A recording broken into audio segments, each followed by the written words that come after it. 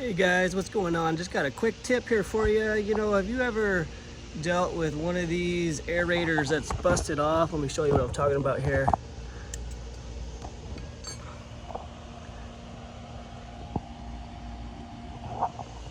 Not sure if you could see that or not. Let me try to turn the camera around.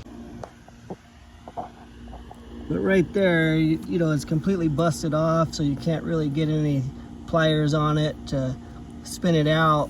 What would you do to get this sucker out? Well, you grab yourself one of these.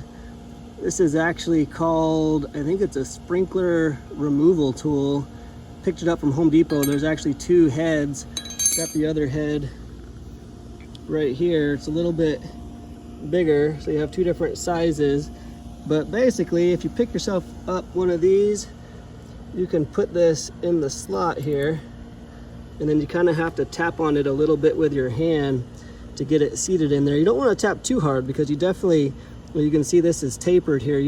It's going to compress the aerator out, and you don't want to compress it out too far because you'll end up cracking the actual threaded pipe. You don't want to do that. So just give it a couple of quick taps on there.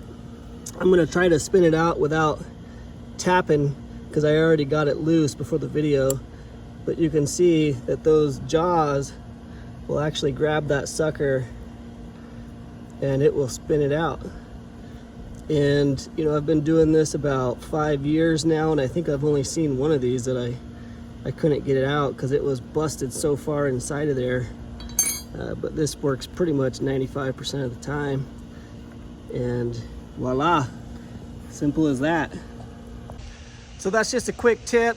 Some of you guys that have been in the industry for a while probably already knew that, but if you're new to the industry, you might, see something like that and not know what to do.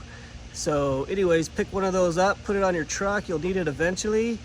And I'll talk to you guys later. Be sure to subscribe and join the Facebook group. Talk to you later.